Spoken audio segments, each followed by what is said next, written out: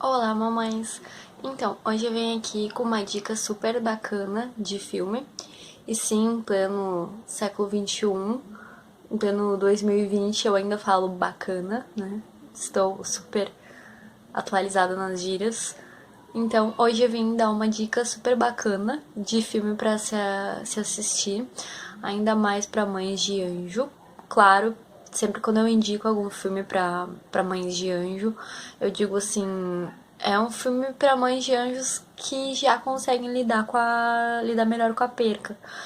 Com a perda. Não adianta eu querer indicar um filme, indicar alguma coisa, dizendo, não, tu que já perdeu um filho, já passou por isso, assiste, de repente a mãe não tá pronta pra assistir. Então sempre que eu vejo uma série que mostra alguma cena de alguma mãe perdendo filho, de criança morrendo, de coisa assim, eu sempre tomo cuidado de avisar, olha, se tu não tá preparada pra assistir ainda, não assiste, entendeu? Porque a gente quer às vezes passar algum conhecimento, passar alguma coisa, alguma lição de vida para as mães que perderam, mas elas ainda não estão prontas. Então a gente também tem que ter o cuidado de respeitar isso, de respeitar o tempo de cada uma, né? Cada uma tem seu tempo. Então a dica de hoje é o filme O Livro de Harry. Tem na Netflix, é claro, né? A pergunta que todos fazem sempre, né? Sim, ele tá disponível no Netflix. E é um filme que eu vou indicar, mas assim, eu vou dizer que pra quem tá com o emocional abalado ou pra quem se abala por qualquer coisa, eu vou dizer não assistam, mas é muito bom. O Charles, na metade do filme, né, nem tinha acontecido ainda o que acontece no filme. Ele já desistiu, já ele já viu pra que lado tava indo o filme, já ele não, parou por aqui, encerrou. Então, alerta de spoiler, né? Eu vou tentar não falar muito do filme, não contar o final, né? Que o final dá uma reviravolta ali, dá uma coisa bem legal, eu não vou contar o final. Mas eu vou contar no vídeo a coisa assim que fica meio óbvia, né? Mas é um detalhe importante que por isso que eu já vou colocar alerta de spoiler, mas eu preciso falar disso, né? Então, o livro conta a história de um menino chamado Harry, né? Ele é um menino precoce, ele é super inteligente, ele mora com a mãe dele. Ele mora com a mãe dele e com o irmão mais novo dele.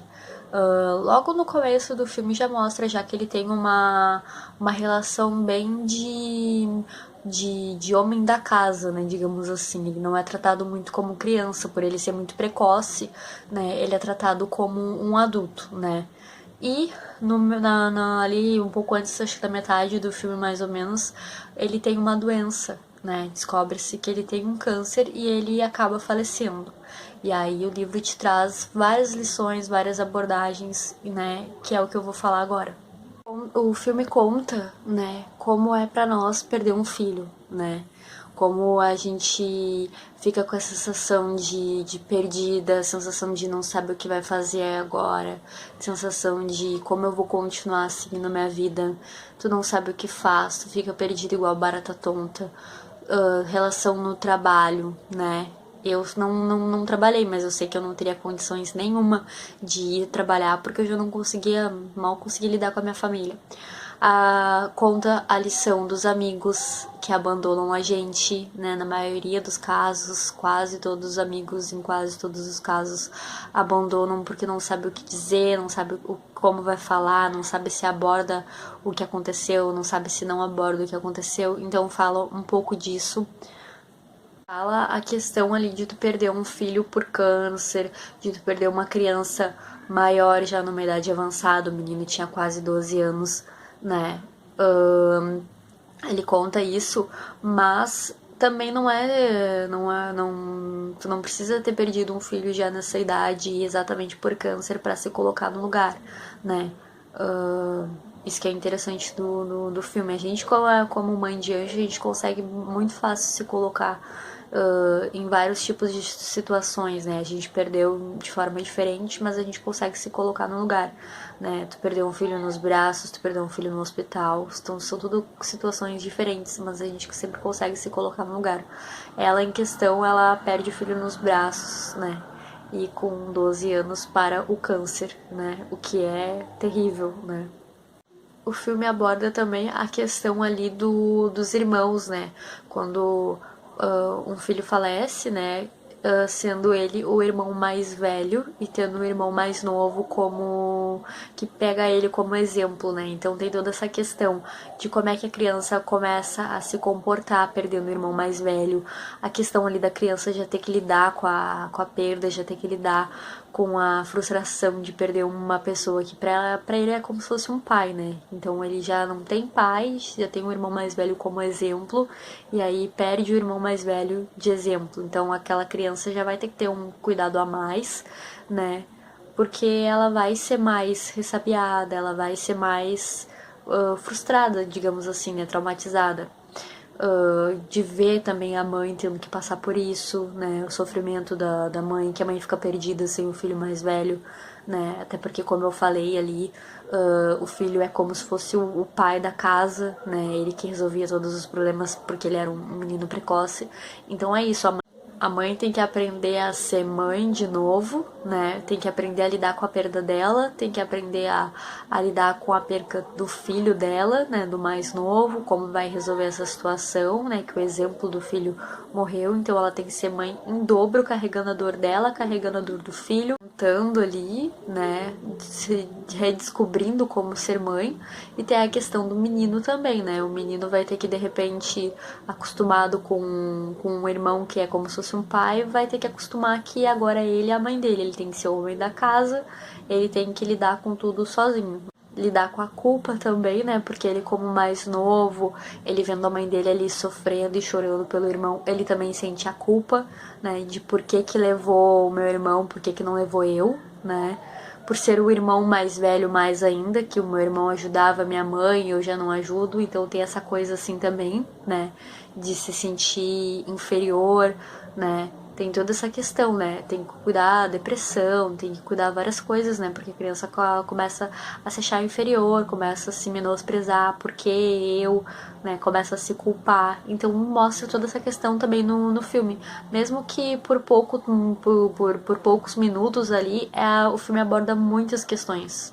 Não só isso, não falando só sobre perda, mas o filme também aborda a questão do abuso infantil, a questão da negligência, né? E uma frase muito boa e utilizada no filme é: pior que a violência é a indiferença, entendeu? Então eu acho bem importante citar isso aqui, porque é uma coisa que eu vi no filme, eu não, mas isso aí vai abordar depois, que a questão é, tu vê um casal na rua, tu vê um cara batendo numa uma mulher na rua, não tem essa coisa de, não é comigo, não existe essa, entendeu? Tu tem que fazer alguma coisa.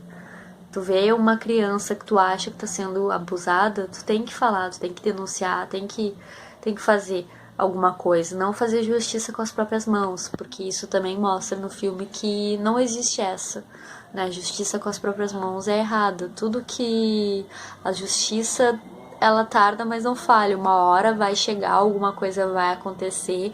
Tu tem que fazer o que cabe a ti. Tu não pode fazer justiça com as próprias mãos. Isso tá errado. Mas também tu não pode ser negligente. Tu não pode ver alguma coisa e ficar indiferente. Tu tem que denunciar. Tu tem que correr atrás. E o filme mostra bem isso.